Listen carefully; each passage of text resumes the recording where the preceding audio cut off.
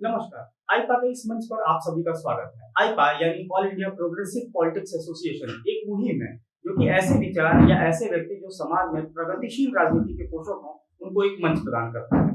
इसी सिलसिले में हम आज पहुंचे हुए हैं राजधानी लखनऊ के बीकेटी विधानसभा में और हमारे साथ हैं डॉक्टर सुमित कुमार महाराज जी और इनसे बात करेंगे इन सारे मुद्दों पे कि आखिर देश में किस तरीके से विकास की राजनीति हो, उसके लिए हम क्या कर सकते हैं और साथ ही साथ चिकित्सा व्यवस्था जो है वो देश में उसकी क्या पॉलिसी है और वो कितनी सही है। सर बहुत बहुत स्वागत है आपका एडवर्टाइजमेंट पे। सर सबसे पहला सवाल तो ये कि जिस तरीके से राजनीति देश में चल रही है या जिस तरीके का राजनीतिक माहौल है उससे आप कितने संतुष्ट हैं और अगर उसमें बदलाव हो तो किस तरीके से? देखिए, पहले के तुलना में अगर हम आज कंपेयर करें तो राजनीति में बहुत ही बदलाव आ चुका है। पहले नकारात्मकता ज्यादा थी, आज के समय में हर कुछ जो भी सरकार कर रही है सकारात्मक सोच के साथ आगे बढ़ने के और भविष्य को लेकर के कार्य कर रही है। पहले कुछ व्यक्ति विशेष के ही कार्य होते थे, आज जनता का हर कार्य होता है।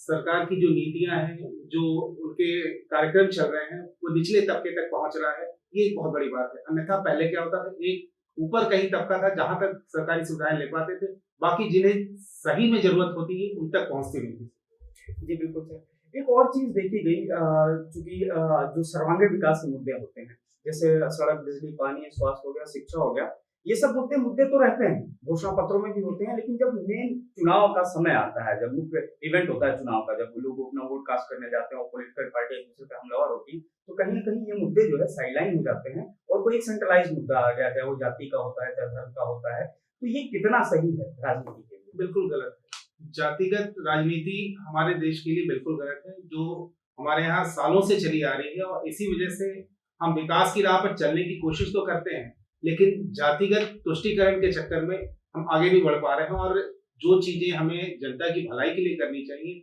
अगर जैसे मान लीजिए कोई अस्पताल बनता है, जातिगत बातें सभी करते हैं, लेकिन क्या अस्पताल बना तो क्या वो सिर्फ एक जाति विशेष से उसका उपयोग करेगी? बिल्कुल नहीं। हमारे यहाँ जो मरीज आते हैं हर जाति वर्ग के आते हैं, तो ना हम जाति वर्ग देख करके उनको छांट करके उनका इलाज करते हैं, ना ही सरकार जो भी सुविधाएं देती है वो किसी जाति के लिए नहीं देती। अब राजनीति करने के लिए वो उनका अधिकार क्षेत्र है, उसमें वो जो भी करना चाहे, लेकिन जातिगत राजनीति से जब तक हम ऊपर नहीं उठेंगे तब तक हमारे देश का सर्वांगीण विकास नहीं हो सकता। जी सर बिल्कुल।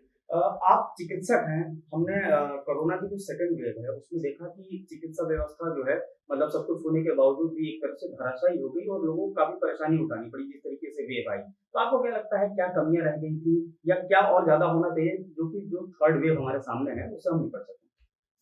धराशायी शब्द मैं नहीं कहूंगा, इसलिए नहीं कहूंगा कि मैं इस व्यवस्था का एक अंग हूँ।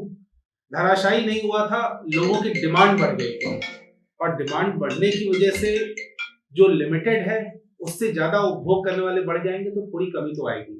तो व्यवस्था धराशायी नहीं होता। अगर व्यवस्था धराशायी होती तो लाशों की गिनती कर पाना संभव नहीं होता। व्यवस्था बनाने की कोशिश की, लेकिन लोग इतने पैनिक में आ गए, अचानक बीमारी बढ़ी, बहुत लोगों को ये डर बैठ गया कि बिना ऑक्सीजन लिए हम मर जाएंगे। इसी वजह से आप लोगों ने भी देखा होगा कालाबाजारी भी हो रही थी चिकित्सकीय उपकरणों की, ऑक्सीजन की। तो व्यवस्था धराशायी इसको नहीं कह सकते, लोगों की डिमांड बढ़ गई और व्यवस्था हमारी सीमित थी, इसकी वजह से थोड़ी दिक्कतें आई। वर्तमान में तीसरे लहर की संभावना तो पिछले 4-5 महीने से उम्मीद कर रहे हैं लोग। तीसरा लहर आएगा नहीं आएगा ये किसी के लिए कह पाना संभव नहीं है। हाँ, जो नया वेरिएंट एक आया है ओमाइक्रॉन, ये एक चिंता का विषय है, क्योंकि इसमें बहुत तेजी से संक्रमण हो रहा है और एक व्यक्ति से दूसरे में इन्फेक्टिविटी भी इसमें ज्यादा है। इसके लक्षण भी पहले से अलग है और इस बीमारी में सबसे पहले ये फेफड़े को ही नुकसान पहुंचा रहा है। तो इस मामले में तो अगर तैयारी की बात कही जाए तो पिछले लहर से सबक लेते हुए जो अचानक पैनिक हो रहा था उसको रोकने की सरकार की तरफ से पूरी कोशिश की जा रही है। सरकार अभी से अलर्ट मोड पे आ चुकी है। कई राउंड हमारी प्रमुख सचिव स्तर तक की मीटिंग हो चुकी है, जिसमें तैयारियों के जायजा बार बार लिया जा रहा है। जो कमियां हैं उनको पूरी करने की कोशिश की जा रही है। जो दूसरी लहर में सबसे बड़ी दिक्कत आई थी वो थी ऑक्सीजन की कमी। बार बार लोगों ने कहा कि ऑक्सीजन से, जबकि सच्चाई ये थी कि ऑक्सीजन से मृत्यु इक्का दुक्का किसी की हुई होगी, ऑक्सीजन की कमी से मृत्यु नहीं हुई लोगों की।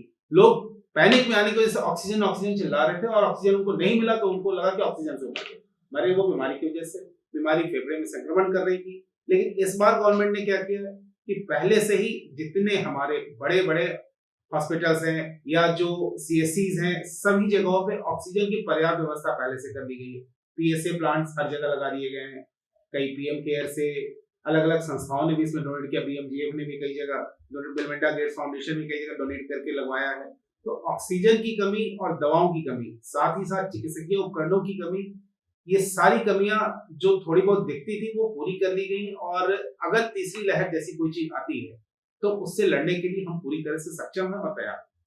सर बिल्कुल, जैसा आपने कहा कि मतलब लोग पैनिक हो गए, लेकिन एक और चीज रही जिसकी बात लगातार होती रही कि हमारे यहाँ जो डॉक्टर्स की अभी भी कमी है। तो क्या ये जो पॉलिसीज हैं उसकी वजह से ये है कि हम उस कमी को पूरा नहीं कर पा रहे हैं या कुछ और? उसमें पॉलिसीज भी एक कारण हो सकती है, लेकिन उसमें और भी कई कारण हैं कि नए लड़के जो निकल रहे हैं पास आउट होकर के, वो प्राइवेट की तरफ ज्यादा हो रहे हैं और उन्हें लगता है कि गवर्नमेंट सिस्टम में हम जाएंगे तो बन जाएंगे, लेकिन ऐसा है नहीं। तो हम लोग भी, मुझे भी नौकरी करते हुए 16-17 साल हो गए, हमारे साथ हमारे सीनियर्स हैं उनको भी नौकरी करते हुए 28-30 साल हो गए। तो ऐसा नहीं है कि बदले, लेकिन अब ये एक सोच में परिवर्तन आ गया है। लोगों को प्राइवेट में ज्यादा सुविधाएं दिख रही इसलिए जाने, लेकिन हाँ, गवर्नमेंट को थोड़ा सा इसमें प्रयास करना होगा, कुछ सुविधाएं गवर्नमेंट को देनी होंगी जिससे कि नए लड़के आकर्षित होकर के इस विधा में आए और इस सिस्टम में आए, जिससे कि PMS में और जो थोड़ी डॉक्टरों की कमी है इसमें तो कहीं कोई शक नहीं है, तो ये कमी को पूरी करने के लिए थोड़ी सी नीतियों में बदलाव करके थोड़ी सुविधाएं देनी होगी जिससे कि आकर्षित हो। जी सर, एक आखिरी सवाल कि अक्सर देखा गया है कि हमारे पास CSC PSC का पूरा जाल है, प्राइवेट हॉस्पिटल्स हैं, लेकिन जो आम आदमी होता है, जो गरीब तबके का आदमी, प्राइवेट हॉस्पिटल नहीं जा सकता, उसके लिए CSC PSC सब कुछ है। लेकिन फिर भी कई बार शिकायतें हर जगह से देखने को मिलती हैं कि CSC PSC में व्यवस्थाएं ठीक नहीं है। इसके लिए सरकार को क्या करना चाहिए? देखिए, इसके लिए सरकार ने कई कदम उठाए, कई ऐसे कार्यक्रम चल रहे हैं जिसमें जो इंफ्रास्ट्रक्चर है, इंफ्रास्ट्रक्चर में बदलाव लाया गया, उपकरणों के लिए, सप्लाई के लिए अलग से व्यवस्था की गई है। तो अब धीरे-धीरे जो कमियां पहले से थी वो काफी हद तक दूर कर ली गई हैं। और आज के समय में अगर आप किसी लखनऊ के CSC में जाएंगे तो आपको साफ सफाई मिलेगी, बिल्डिंग भी सही हालत में मिलेगी, डॉक्टर्स भी मिलेंगे, उपकरण भी मिलेंगे आपको। तो पहले वाली बात अब तो नहीं रह गई, पहले से काफी सुधार हुआ। बिल्कुल सर, बहुत बहुत धन्यवाद आपका इस पास जुड़ने के लिए। तो आपने देखा, आप हमारे साथ थे डॉक्टर सुनील कुमार महाराज, और आपने देखा कि उनके क्या विचार थे ये पूरी जो चिकित्सा व्यवस्था है उस पर और देश में किस तरह की राजनीति होनी चाहिए। आई पास जुड़ने के लिए आप सभी का बहुत बहुत धन्यवाद। हमारे चैनल को लाइक और सब्सक्राइब जरूर करें और बेल आइकन